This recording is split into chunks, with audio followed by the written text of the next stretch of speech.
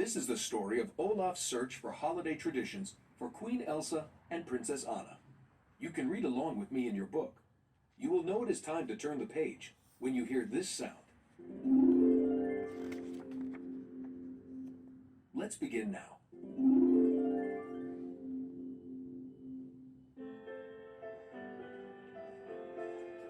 It was time for the holidays in Arendelle, and the castle was buzzing with excitement.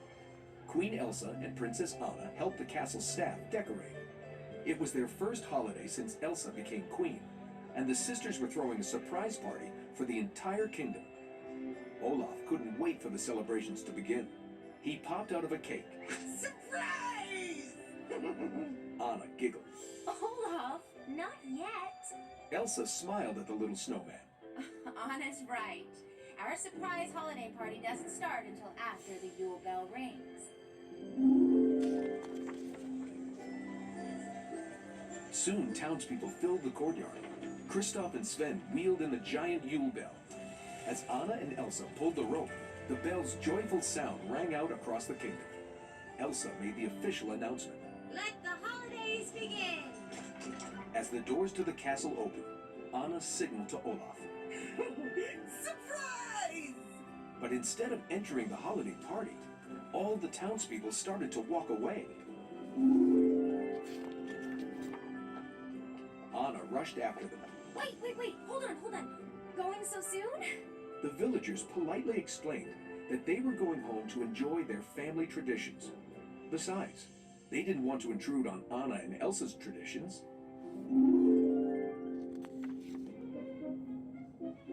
Kristoff tried to cheer up Anna and Elsa by sharing a tradition that he and Sven had always enjoyed with the trolls. It starts with a gathering song, the Ballad of Flemingrad. Then Sven revealed a mud troll named Flemmy. Kristoff demonstrated the final part of the tradition. Now you lick his forehead and make a wish. But Anna and Elsa weren't about to lick the troll. Kristoff shrugged. Okay, not so much a royal activity, I get it. But wait until you taste my traditional Flemmy stew. It may smell like wet fur, but it's a real crowd pleaser.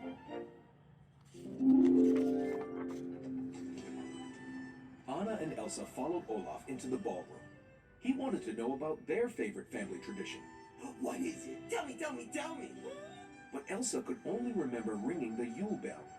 After the gates were closed, we were never together. I'm sorry, Anna. It's my fault we don't have a family tradition. Anna watched sadly as Elsa left the room. Olaf didn't like seeing Anna and Elsa so upset. Suddenly, Olaf had an idea. He went to the stable to find Sven. We'll go and find the best tradition Anna and Elsa have ever seen and bring it back to the castle. Are you with me? Together, the two friends hopped on Kristoff's sleigh to put Olaf's plan into motion. Let's go find their tradition! When they got to town, Olaf knocked on the first door he saw. Inside was a family who made candy canes together each year. They handed one to Olaf, and he replaced his carrot nose with it. Sugar rush! Olaf liked the family's tradition, but there were still many more to find. As Olaf and Sven continued from house to house, the little snowman learned all about the different things families did together for the holidays. He put something from every household onto the sleigh. Soon it was overflowing with wonderful traditions for Elsa and Anna.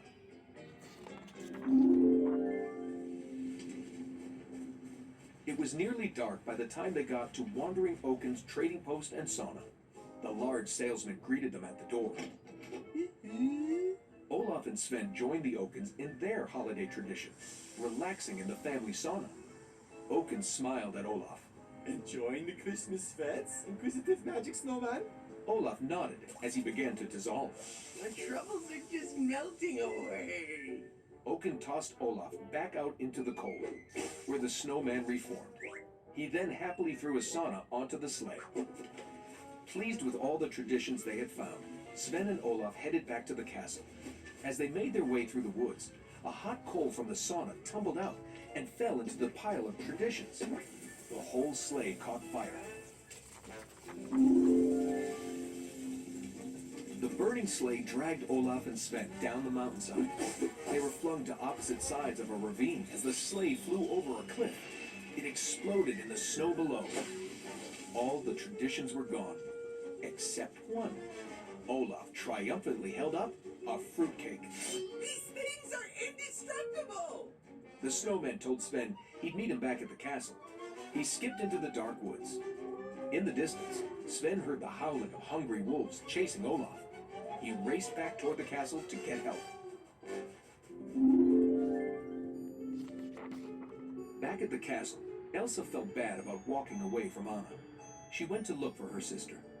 Elsa found Anna in the attic. What are you doing up here? Looking for traditions? Anna had been looking through her old trunk from her childhood. She wanted to know what was in Elsa's trunk. Elsa shrugged. Oh, mostly gloves. Anna laughed, thinking her sister was joking. But when she looked in Elsa's trunk, it was true. Oh. Elsa lifted a row of gloves and smiled slyly to herself as she spotted something.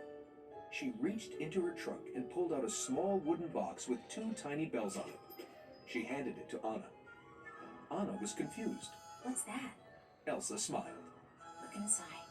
Anna opened the box and her face brightened.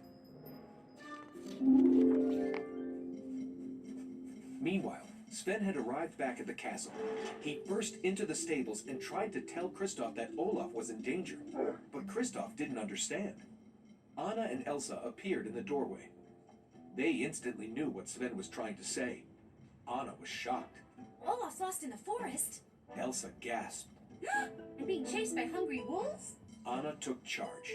Ring the bell. Gather everyone.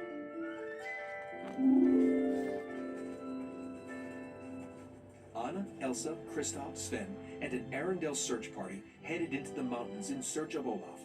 Anna and Elsa called for their friend. Olaf! Olaf, where are you?